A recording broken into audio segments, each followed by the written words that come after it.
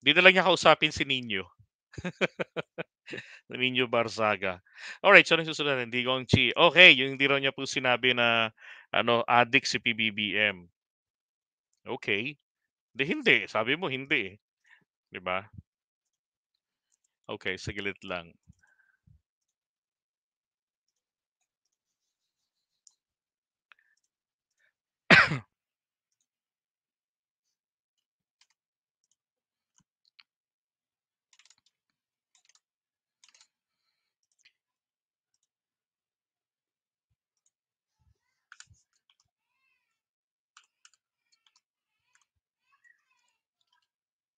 Ay,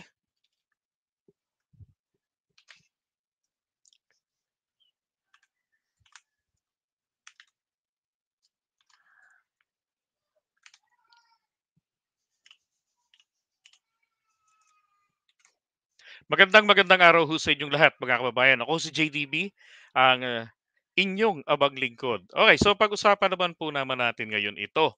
Um, yung sa press con po ni Chi Digong o ni Digong Chi. Yung sinabi niya na addict si Bongbong, aba, binawi niya po Wala daw po siyang sinabing ganon. Ganon. Ayun, wala daw po siyang sinabing ganon, no. Sabi ni Pearly Alfonso, ulyanin na si Chi Digong eh. Kaya puro sablay yung mga sinasabi niya na nasobrahan sa fentanyl. Ano ba kayo? Fentanyl kayo ng fentanyl. Hindi na po daw siya gumagamit ng fentanyl. Magaling na daw. At saka hindi daw yung diturok. Ditapal yung fentanyl niya parang sa Lonpas. Sige kako, pero bakit parang ang tagal lang epekto mawala? Ay ako grabe. Sana nga ho, hindi na po talaga gumagamit, 'di ba? Kasi hindi maganda sa kalusugan. At naway ito yung kanyang mga gani-ganito, dapat ito ay naa-address po ito ng mga psychiatrist, 'di ba? This is for me itong ganitong klaseng ugali may mental disorder to kung tutuusin eh. Oh, hindi to dapat na na pinababayaan, 'di ba? Na daldalan daldal, parang nakakatulong pa. You have to, even if you kill me 1,000 times, wala akong sinabi na. Taking a drug.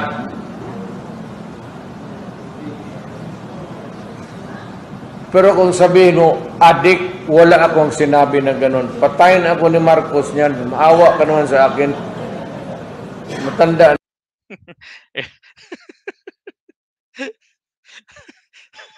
Wala daw pong sinabing ganyan. Sus Mariosep. Oh. January 28 lang po yun nung pinagsisigawan niya yun. Oh. Na ako. Ano sinabi noon? If I can say it for to Marcos, I can say it for all. Ayaw ingnawa kay antibiotic na to o kay aspirin. They're all drugs. Alam nyo, ano na lang to sinusubukan na lang niyang, kumbaga damage control ito, ika nga. 'Di ba? Kasi hindi naging maganda yung feedback nga nung mga ginawa niyang akusasyon ganun kay PBBM noong January 28. It's just nomenclature.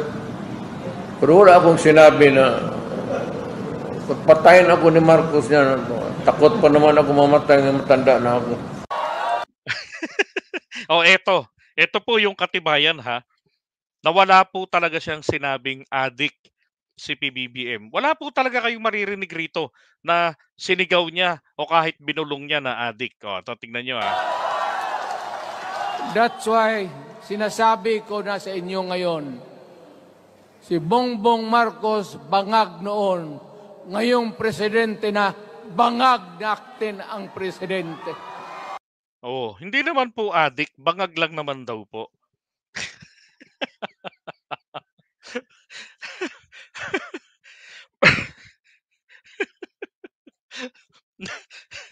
Hindi niya sinasabi yun Oo. Hindi niya sinabing addict. Kayong mga military, alam ninyo yan. lalo na yung nasa Malacanang. Alam ninyo, the Armed Forces of the Philippines, alam ninyo, may drug addict tayo na presidente, putang inang yan. Diba? Doon ako lalong nagalit eh. Diba? Yung pagmumurang ganun, wala lang sa kanya yun. Diba? Sabi ko, ano kaya itsura ng bahay nito? Ay ako, nakakalungkot lang ding isipin na yung dati nating sinuportahan, dati nating hinangaan, pinagtanggol, 'di ba? Tapos magiging ganito, magiging pabigat pa sa ating gobyerno. Imbis na po makatulong. Wala namang ibang dapat nga na maging advisor si PBBM kung hindi ang mga dating presidente because of their experience. Kaya lang ang problema, pag ginamit na advisor tong naku po, malamang bida lagi ang China. Malamang lahat ng mga projects natin, puro mga China na naman ang mangingibabaw. Oh, dito ganun-ganun lang din yung sinabi na wala akong sinabing adik si BBM, sabi niya. Pero ang meron lang daw siyang sinabi ay bangag. Walang yang buhay ito. So mas lighter ito. Ay nako, PRRD. 'Di ba? Pabigat naman na talaga na siya, hindi na po siya talaga nakakatulong sa bayan natin. Nagaganyan siya para sa pansariling interes. Number one, para sa China. Pangalawa, para sa kanyang sarili, maprotektahan siya laban sa pagdampot sa kanya ng ICC. Tapos yung pangatlo, para po sa interes niya at ng kanyang mga katropa. Baka pagka meron itong katropa na sabihin natin maasunto dahil sa graft and corruption, baka magaganyan din ito, 'di ba? Ano sila, sanay na sanay sila sa sa konsinte, 'di ba? Sanay na sanay sila sa sistemang pangungonsinte kahit naman na nakikita naman na mali. Hmm. Ay nako. Ito lang maliwanag na 'yan.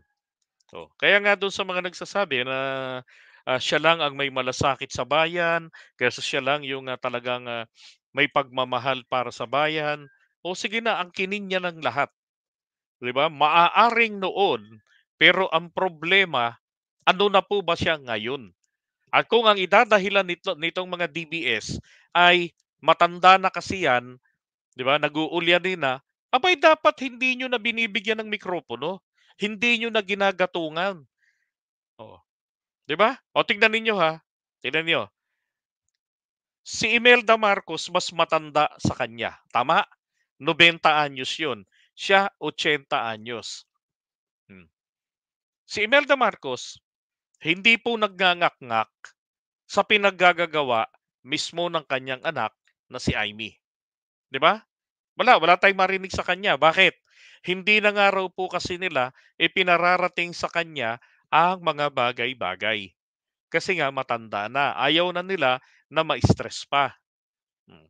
Pero etong mga nakapaligid kay dating Pangulong Duterte, nako, patuloy na ginagamit siya at dahil nga pinalakpakan ng mga Pilipino noon ng mga pananalita niya, pagsumpa niya pati sa Diyos, pagmumura niya, kinatuwa ng marami. Etong mga gustong umangat pa yung kanilang political career, siya naman po yung kanilang paboritong gamitin. Paboritong buntot-buntutan. Naniniwala na, hey, meron pa pong Duterte Magic. At kapag ka itinaas ni Tatay Digong ang iyong kamay, mananalo ka. Pinaniniwalaan pa nila yon na proven naman po na hindi po. Wala ng Duterte Magic. Parang katulad lang din yan ng Cory Magic, wala na. Therefore, laos na po sila. Bakit hindi po malalaos etong si Daddy Diggs? Tingnan nyo kumpara lang natin, Cory Aquino at saka etong si Daddy Diggs. Parehong PDP laban. Okay? Parehong dilawan. Okay. So bakit po si Cory Aquino medyo matagal nalaos? Actually, umepekto pa nga ang Cory Magic sa pagbagsak ni Erap 'di ba? Pero bakit dito kay Digong Ilang buwan lang ang lumipas, laos agad. Oh. Alam niyo ho ba kung bakit? Sa tingin niyo, kayo, sagutin niyo po yung tanong ko. Di niyo ba naisip yun? Parehong PDP laban. Cory Aquino at saka si Daddy Diggs. Parehong dilawan, certified yan. Parehong loyal sa partida. Ay, partida, nakita ko kasi itong si Pasanta eh. Parehong loyal sa kanilang partido. Throughout their presidency, nanatili talaga sila sa kanilang partido. Daddy Diggs, mula nung na-appoint, umalis lang ng 2009, pero na-kumbinsin nila Senator Amy Marcos na bumalik sa PDP laban noong 2015 at naging presidente. Hindi nyo alam ang sagot dahil sa anak. Ito. Hindi po. Hindi. Hindi nyo talaga magets kung ano po. Ito ha. At ako sigurado ako mag-a-agree kayo sa sasabihin ko. Kung bakit matagal malaos si Cory at madaling malaos agad-agad etong si Daddy Diggs. Okay? Hindi, walang kinalaman yung Duterte magic o Smartmatic magic. Wala yan. Wala yan. Okay? Sabi ni Ami, because of his filthy mouth. Okay? Okay, sabihin ko na sa inyo ha. Si Cory Aquino po kasi, noon, yung mga naging supporters nila, talagang successfully na gawa po ng mga politikong dilawan at ng mga komunista na ma-brainwash ang maraming Filipino. Naniwala sila sa pangako ng EDSA na magbabago ang buhay ng mga Pilipino, mas gaganda dahil po sa Filipino First Policy, yung mga ganon, may bago tayong constitution. So mga Pilipino po, lalo yung mga naniwala, yung mga sumuporta sa kanya, they gave her time, di ba? To the point na dahil sa galit nila sa Marcos, itong mga kontra Kimakoy, lahat na labang ng mga hindi kakulay ni Cory Aquino, ayaw nilang tangkilikin. So, talagang nananatili silang nakakapit. Although yung bilang nila throughout the years, pabawas ng pabawas. Namamatayan, di ba? O kaya naman, namamatayan ng pag-asa sa pangako ng EDSA. O kaya naman, tawag dyan nagising na agad-agad sa katotohanan na maganda ang pangako ng EDSA pero wala namang planong matupad ito dahil yung mga bulok na mga sakim sa kapangyarihan lang naman ang nagsulong nito at hindi naman po nila alam at wala silang kakayanan kasi na maisagawa ito. So nabudol nila ang mga Pilipino. Okay? It takes time talaga bago nawala yan eh. Now, bakit Kidigong po? Pagkatapos lang ng halalan. Ito yan. Tigilin muna yung type. Agree kayo sasabihin ko eh. Dahil po yan sa inyong mga Marcos loyalist. Kayo po ang dahilan kung bakit agad nalaos ang Duterte magic. Tama? Tama? Diba? Tingnan nyo ha, unti-unti yang nalagas. Noong 2021, nasimulan niya na atakihin si PBBM. O si BBM. No, CBBM, Citizen Bongbong Marcos. Yan. Sumunod na mga taon, panira ng panira ng panira. So doon pa lang ang nasasaktan mga Marcos loyalist, lalo na yung mga matatanda na. Lalo na yung mga nakaranas talaga, 'di ba? Ng panahon ni Apulacay, yung mga nakaranas talaga na naglakad pa, parang mga nawala na sila sa sarili nila. Noong 1986, nung nawala na yung pamilya Marcos, naglakad-lakad na sila hanggang makarating ng norte. Lakad, like nila Elizabeth Oropesa. Si Papa hindi na sumama ron eh. Kasi maliliit pa kami noon. Tsaka hindi naman ganun si Papa. Na loyalista yun, pero hindi yun papatol sa ganun. Nahilig lang yan sa mga lakad, sa mga rallies, yung mga pagtitipon. Pero hindi niya trip yung malayo ang ganyan. Kasi nga, kami muna. Priority niya, maliliit pa kami. Imagine naman, 1986, grade 4 lang ako. Ako panganay. Oh. Now, excuse me. Nung matapos na yung halalan, 'di ba? Tagumpay na na binoto natin, tinangkilik natin ang kanyang anak, ni Daddy Diggs. Pero alam po naman natin kung kaninong tinig na po tayo makikinig, 'di ba? Nasanay tayo nung panahon ni Apo Lakay ang pagtaguyod niya ng nasyonalismo. Kaya nga meron tayong Filipino ideology.